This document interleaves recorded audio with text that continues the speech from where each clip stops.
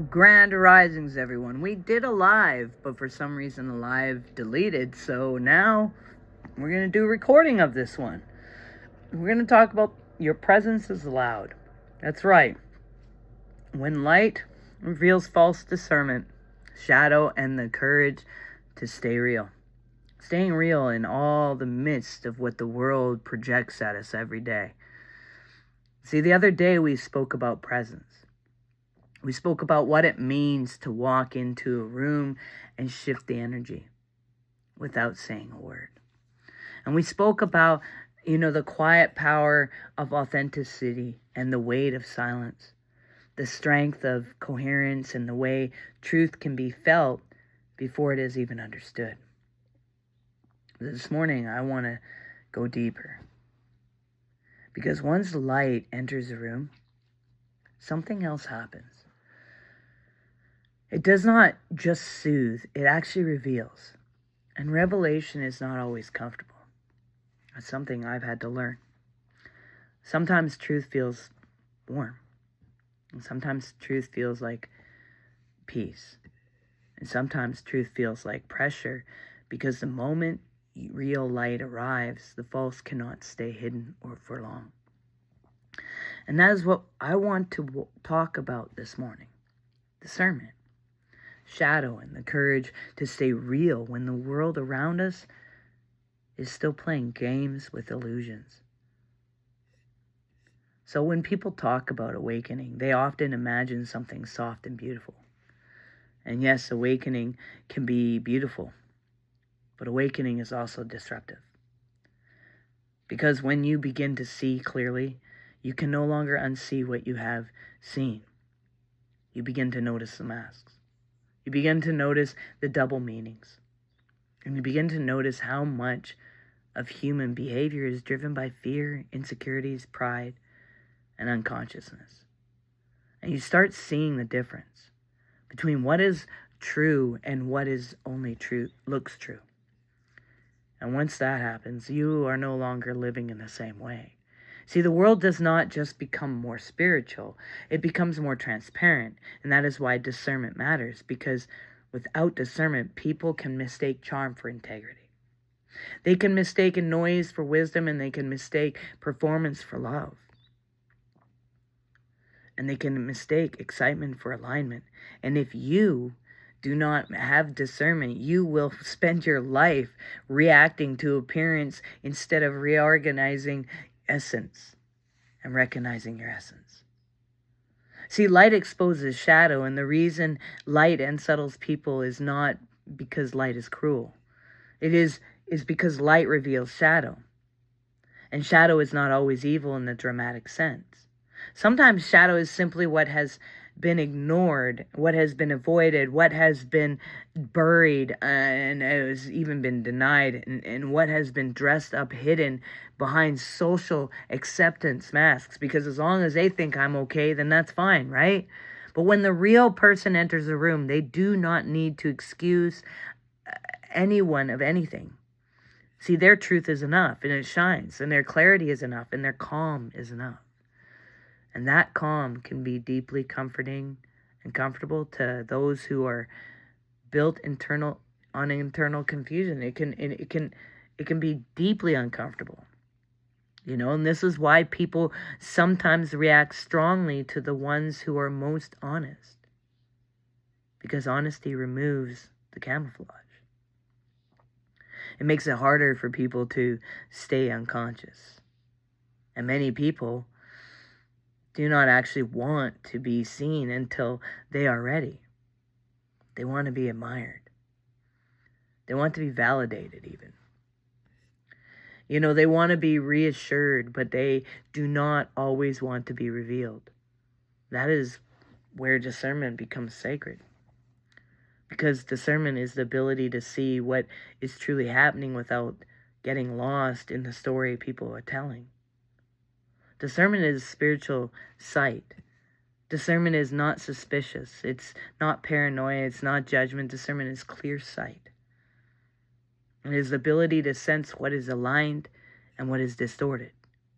It is knowing the difference between a person who is actually present and a person who is only performing presence.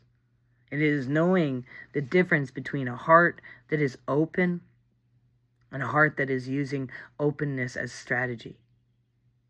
It is knowing the difference between truth and emotional manipulation.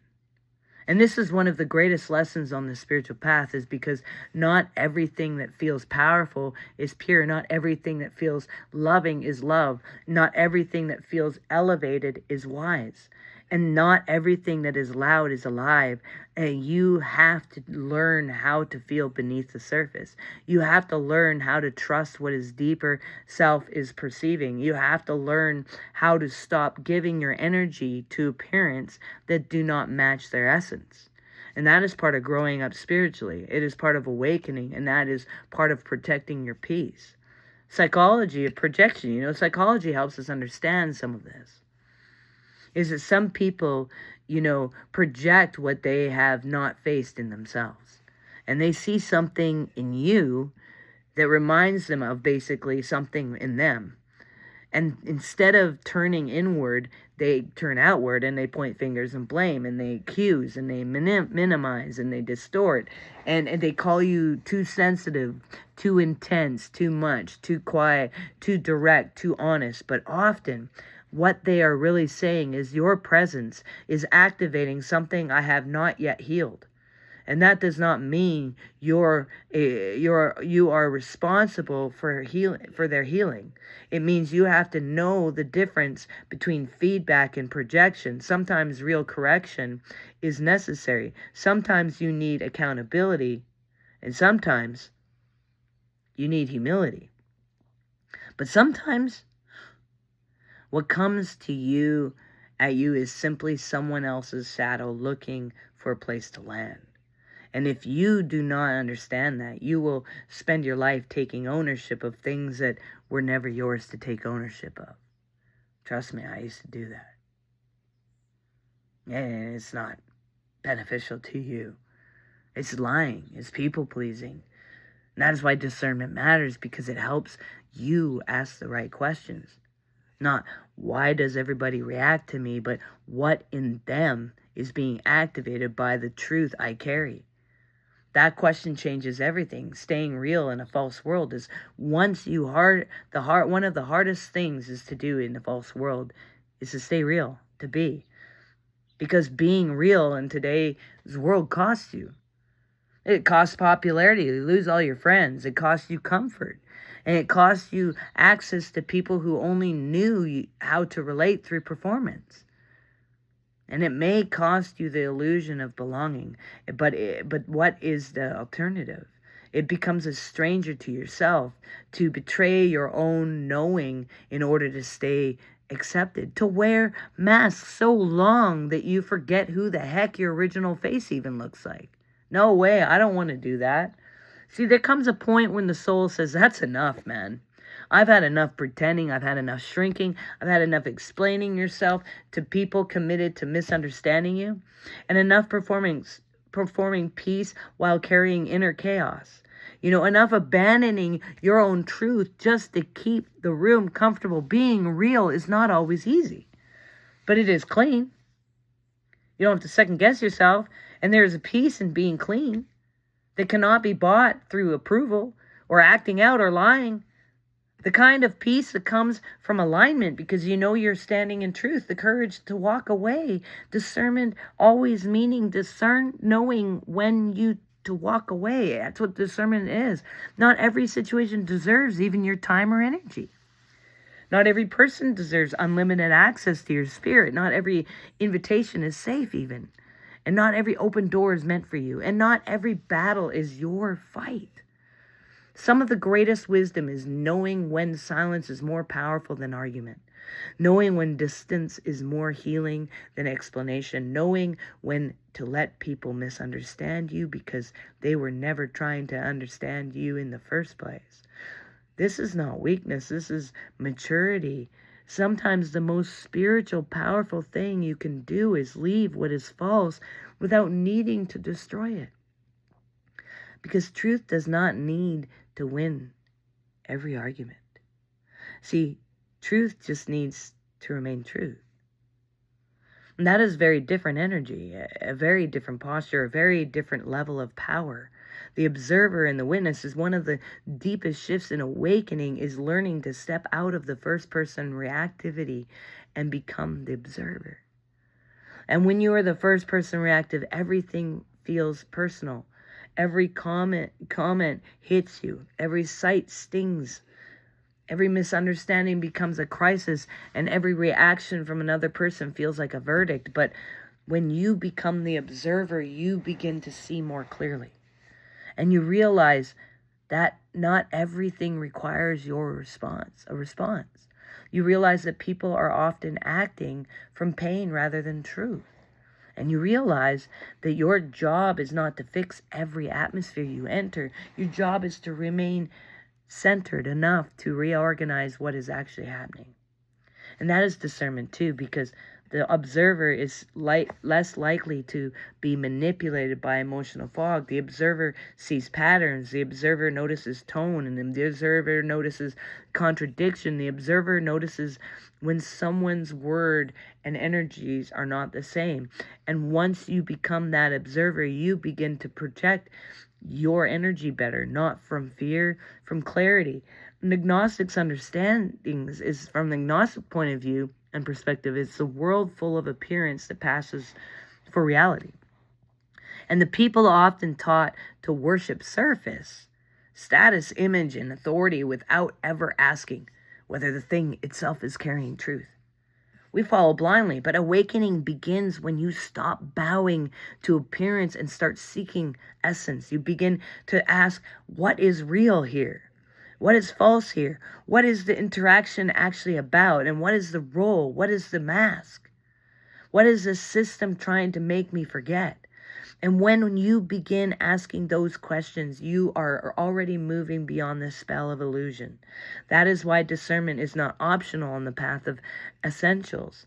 Because a soul that cannot discern will keep feeding the machine that keeps it asleep. But the soul that can see clearly becomes dangerous to its illusions, and not dangerous to destructive ways, dangerous to liberating ways, because it can no longer be easily controlled. And I mean, in nature and discernment, nature is one of the biggest teachers for me. Always has been. You know, nature teaches discernment beautifully, as far as I'm concerned. Because a tree stands firm. It does not rush towards every storm. It actually knows how to bend without even breaking. And a river knows how to move around obstacles without losing its source.